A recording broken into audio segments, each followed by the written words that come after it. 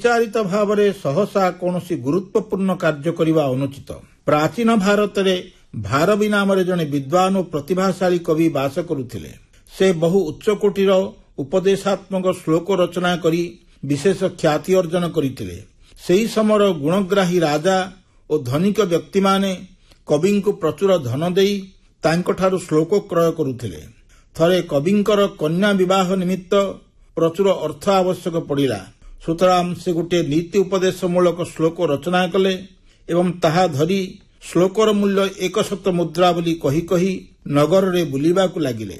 ତାଙ୍କର ପାଟି ଶୁଣି ଜନୈକ ଧନିକ ସୌଦାଗର ଗୃହ ବାହାରକୁ ଆସିଲେ ଏବଂ କବିଙ୍କୁ ଘରକୁ ଡାକି ନେଇ ତାଙ୍କଠାରୁ ଶ୍ଲୋକଟି ଶୁଣିଲେ। କବି ଶ୍ଲୋକଟି ପଢ଼ିଦେଇ ସୌଦାଗରଙ୍କୁ ତାର ଅର୍ଥ ବୁଝାଇ ଦେଲେ।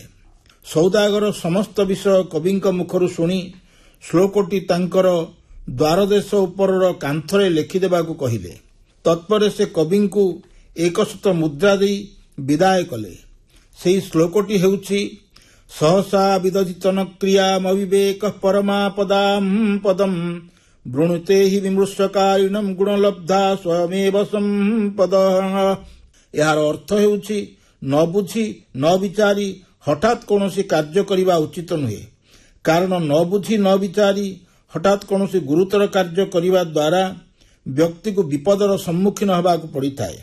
ଯେଉଁ ବ୍ୟକ୍ତି ଠିକ୍ ଭାବରେ ବୁଝି ଓ ବିଚାର କରି କାର୍ଯ୍ୟ କରେ ତାହାର ଗୁଣରେ ମୋହିତ ହୋଇଯାଇ ତା ନିକଟକୁ ଖୁବ୍ ଶୀଘ୍ର ବିପୁଳ ସମ୍ପଦ ସ୍ୱତଃ ଆସି ପହଞ୍ଚିଯାଏ। ଏହାର କିଛି ଦିନ ପରେ ସୌଦାଗର ବାଣିଜ୍ୟ ବ୍ୟବସାୟ କରିବା ନିମିତ୍ତ ବିଦେଶକୁ ଚାଲିଗଲେ। ଗୃହରେ ତାଙ୍କର ପତ୍ନୀ ଓ ଜଣେ ଦାସୀ ରହିଲେ। ସୌଦାଗର ବିଦେଶରେ ଦୀର୍ଘକାଳ ଅବସ୍ଥାନ ପୂର୍ବକ ବ୍ୟବସାୟ କଲେ ଓ ବିପୁଳ ଅର୍ଥର ଅଧିକାରୀ ହେଲେ। ତତ୍ପରେ ସେ ନିଜ ଗୃହକୁ ଫେରିବା ନିମିତ୍ତ ଇଚ୍ଛା କଲେ। ସୌଦାଗର ବିଦେଶରେ ବାଣିଜ୍ୟ ବ୍ୟବସାୟରେ ବ୍ୟସ୍ତ ରହି ପତ୍ନୀ ଅନ୍ତଃସତ୍ତ୍ୱା ହୋଇଥିବା ବିଷୟ ସମ୍ପୂର୍ଣ୍ଣ ଭୁଲି ଯାଇଥିଲେ। ସେ ଜନପଦର ନିକଟବର୍ତ୍ତୀ ହେଲା ବେଳକୁ ବହୁତ ରାତି ହୋଇଯାଇଥିଲା। ସେହି ରାତିରେ ସେ ନିଜ ଗୃହ ନିକଟରେ ପହଞ୍ଚିଲେ। ସେତେବେଳେ ତାଙ୍କ ମନରେ ଭାବନା ଜାତ ହେଲା ଯେ ଏତେ କାଳ ଧରି ଆପଣାର ସୁନ୍ଦରୀ ଯୁବତୀ ପତ୍ନୀଙ୍କୁ ସେ ଗୃହରେ ଛାଡ଼ି ଯାଇଥିଲେ। ଅତଏବ ତାଙ୍କର ଚରିତ୍ର ଠିକ୍ ଅଛି କି ନାହିଁ ସେ ବିଷୟରେ ତାଙ୍କ ମନରେ ସନ୍ଦେହ ଜାତ ହେଲା। ଏହା ପରୀକ୍ଷା କରିବା ନିମିତ୍ତ ସେ ଗୃହର ପଛପଟକୁ ଯାଇ ଝରକା ବାଟେ ଘର ଭିତରକୁ ନିରୀକ୍ଷଣ କଲେ। ଘର ଭିତରେ ଏକ ଦୀପ ଜଳୁଥିଲା। ସେହି ଦୀପ ଆଲୋକରେ ସେ ଦେଖିବାକୁ ପାଇଲେ ଯେ ତାଙ୍କର ପତ୍ନୀ ପଲଙ୍କ ଉପରେ ଶୟନ କରିଛନ୍ତି ଏବଂ ତାଙ୍କ ପାର୍ଶ୍ୱରେ ଏକ ସୌମ୍ୟ ଯୁବକ ଶୟନ କରିଛି। ଏହି ଦୃଶ୍ୟ ଦେଖି ସେ ଅତିମାତ୍ରାରେ ପ୍ରତିକ୍ରିୟାଶୀଳ ହୋଇଉଠିଲେ।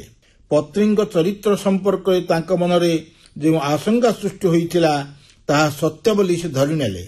ସେ ସେହି ରାତିରେ ଆଉ ପତ୍ନୀଙ୍କୁ ନ ଡାକି ଗୃହର ସମ୍ମୁଖ ଭାଗ ଦ୍ୱାର ନିକଟକୁ ଗଲେ ଓ ନିଜ ପାଖରେ ଥିବା ଖଣ୍ଡାଟିକୁ ଧରି ସକାଳ ହେବା ପର୍ଯ୍ୟନ୍ତ ଅପେକ୍ଷା କଲେ। ସକାଳ ହେଲେ ପତ୍ନୀ ଦ୍ୱାର ଖୋଲିବା ମାତ୍ରେ ସେ ତାଙ୍କୁ ଓ ସେହି ଯୁବକକୁ ଖଡ୍ଗ ଦ୍ୱାରା ହତ୍ୟା କରିବେ ବୋଲି ମନେ ମନେ ସ୍ଥିର କଲେ। ହଠାତ୍ ଦ୍ୱାର ଉପରିସ୍ଥ କାନ୍ଥ ଉପରେ ତାଙ୍କର ଦୃଷ୍ଟି ପଡ଼ିଗଲା।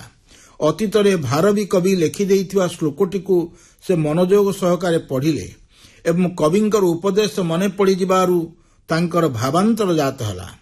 ପତ୍ନୀ କବାଟ ଖୋଲିବା ମାତ୍ରେ ବହୁ ବର୍ଷ ପରେ ହଠାତ୍ ନିଜ ପତିଙ୍କୁ ଦେଖି ଆନନ୍ଦରେ ବିହ୍ୱଳ ହୋଇଉଠିଲେ ଏବଂ ଉଚ୍ଚସ୍ୱରରେ ପାଟି କଲେ, ଆରେ ପୁଅ, ଶୀଘ୍ର ଆସ, ତୋର ବାପା ବିଦେଶରୁ ଫେରିଆସିଛନ୍ତି। ଏହା ଶୁଣି ସୌଦାଗରଙ୍କର ଅତୀତ ଘଟଣା ମନେ ପଡ଼ିଗଲା।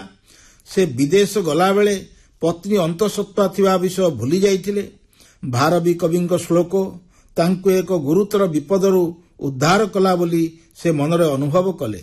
ଅବିଚାରିତ ଭାବରେ ହଠାତ୍ କୌଣସି ଗୁରୁତ୍ୱପୂର୍ଣ୍ଣ ନିଷ୍ପତ୍ତି ନେବା ବା କାର୍ଯ୍ୟ କରିବା ବିପଜ୍ଜନକ ଏବଂ ବୁଝି ବିଚାରି କାର୍ଯ୍ୟ କରିବା ଶ୍ରେୟସ୍କର ବୋଲି ସେ ଶିକ୍ଷା ଲାଭ କଲେ।